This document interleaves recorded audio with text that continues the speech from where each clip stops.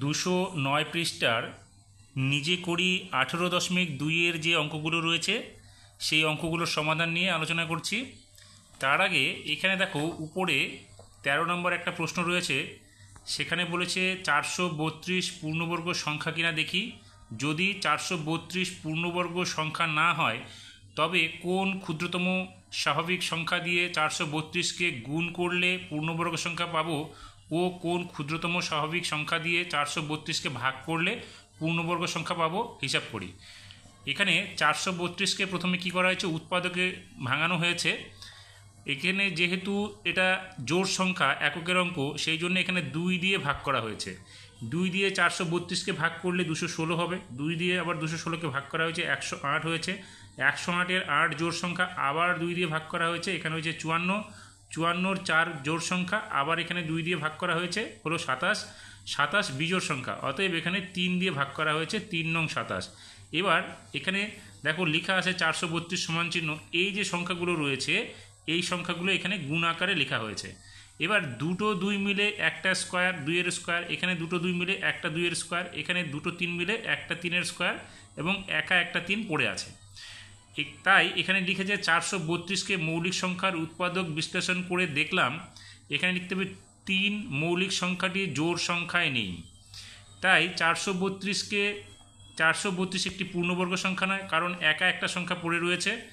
432কে ক্ষুদ্রতম স্বাভাবিক সংখ্যা এখানে লিখতে হবে 3 দিয়ে গুণ করলে এবং স্বাভাবিক ক্ষুদ্রতম সংখ্যা 3 দিয়ে ভাগ করলে এটা পূর্ণ সংখ্যা পাবো।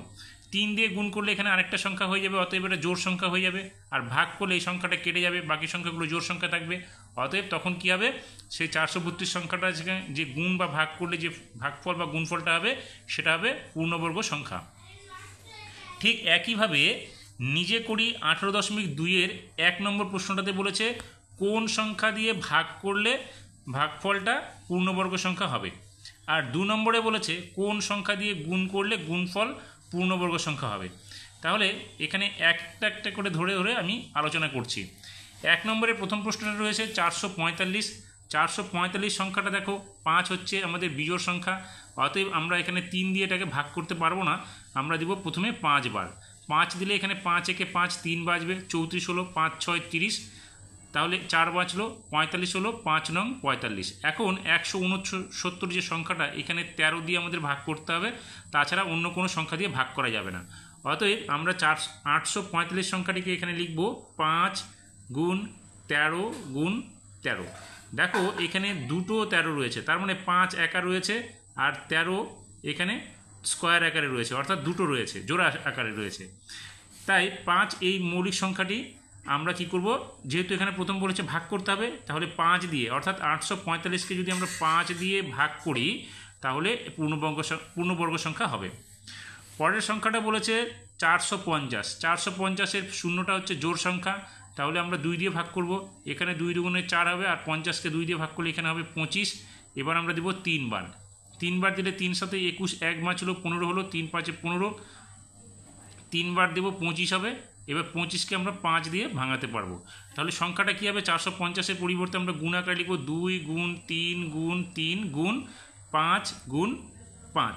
এবার দেখো এই দুটো জোড়া আকার আছে, একা এ পড়ে আছে, তার মানে 2 গুণ 3-এর স্কোয়ার গুণ 5-এর স্কোয়ার।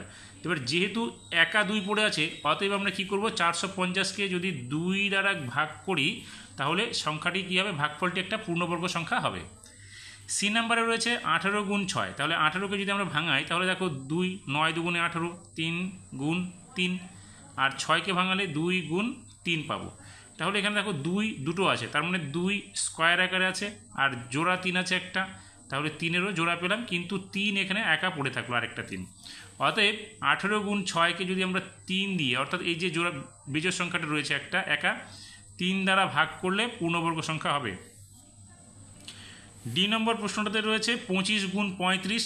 দেখো 25কে আমরা কি করতে পারি, 5 গুণ 5 করতে পারি, আর 35কে 5 গুণ 7 করতে পারি।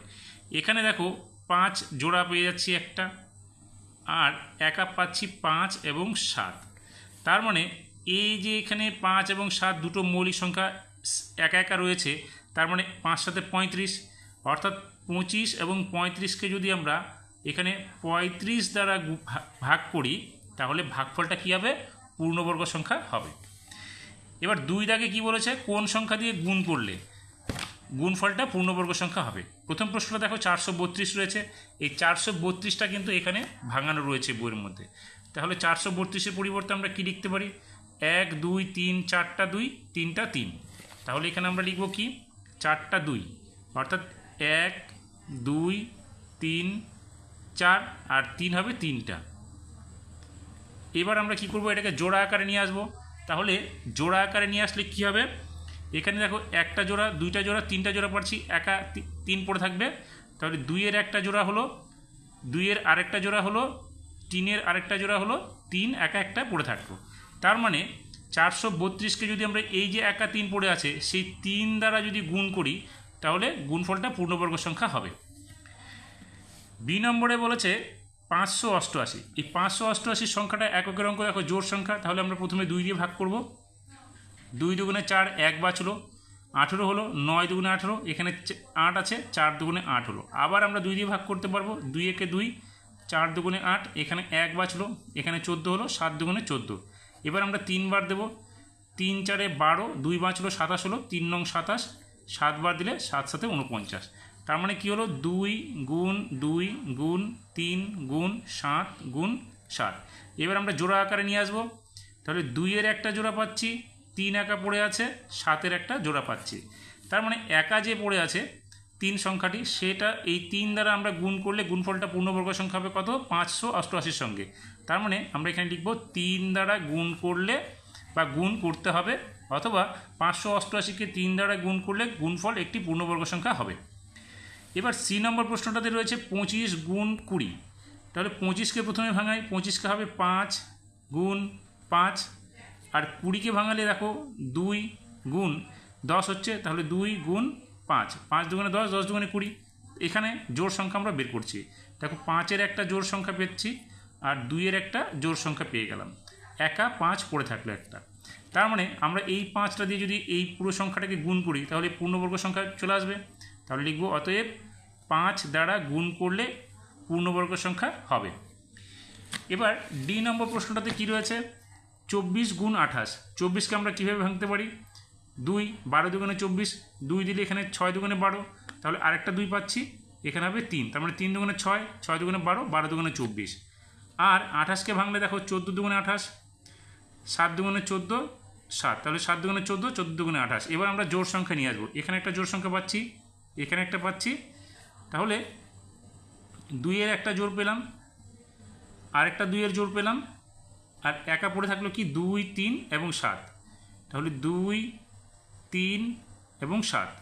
তার মানে আমাদের এই যে একা একা পড়ে থাকলো মৌলিক সংখ্যাগুলো 2 3 7, তার মানে 3 দুগুণে 6, 6 7 42। তার মানে আমাদের 24 এবং 28 যে গুণফলটা আছে তাকে আমরা 42 দিয়ে গুণ করব, অর্থাৎ 42 দ্বারা গুণ করলে গুণফল একটি পূর্ণবর্গ সংখ্যা হবে।